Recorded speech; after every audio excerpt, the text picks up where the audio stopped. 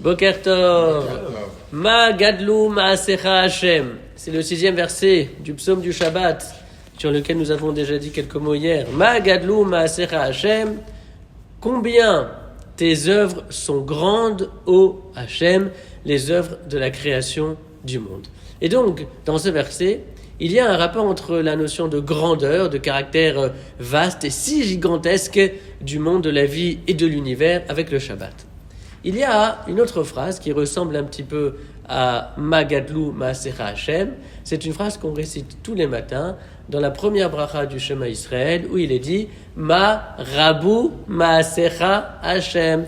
Quelles sont nombreuses tes œuvres. C'est une phrase qui est tirée de la première bracha du Shema, mais en réalité, cette première bracha du Shema a emprunté cette proposition au psaume 104, c'est-à-dire le psaume de Rosh Chodesh. C'est dans le psaume que nous récitons chaque Rosh Chodesh Barechi Nafshi qu'on trouve cette expression Ma rabu ma'asecha Hashem, combien tes œuvres, ô Éternel, sont-elles nombreuses. Et donc, il faudrait expliquer et justifier le fait que c'est la notion de Gédoula, de grandeur, qui est liée au Shabbat, et la notion de diversité qui est liée à Rosh Chodesh, à la Néoménie.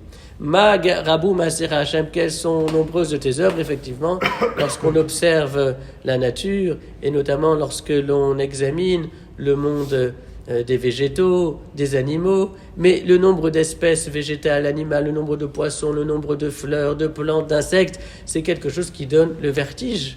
Ma rabu ma'asecha Hashem.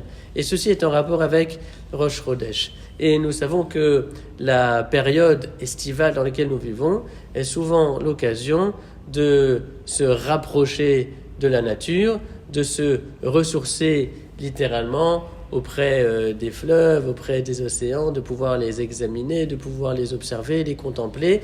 Et en fait, il s'agira durant cette période où l'homme est plus proche de la nature, d'utiliser cette nature, ce temps de contemplation, comme étant autant de ressorts dans notre vie spirituelle, c'est-à-dire prendre prétexte de ces beaux paysages pour pouvoir ensuite parler à Dieu et s'adresser à Dieu, devant un beau coucher de soleil, devant une montagne majestueuse qui trône devant nous, devant tant de paysages qui pourront s'offrir et aux uns et aux autres, ne pas rester simplement passif, ne pas simplement se contenter de l'instant, c'est-à-dire du fait que cela réjouit nos cœurs et nos esprits, mais pouvoir exprimer du fond du cœur cette exclamation Ma rabu ma'asecha Hashem, quelles sont nombreuses tes œuvres, Ma gadlu ma'asecha Hashem, quelles sont grandes tes œuvres, faire en sorte que chaque instant puisse être utilisé dans sa vie spirituelle. En fait, il s'agira d'établir un pont,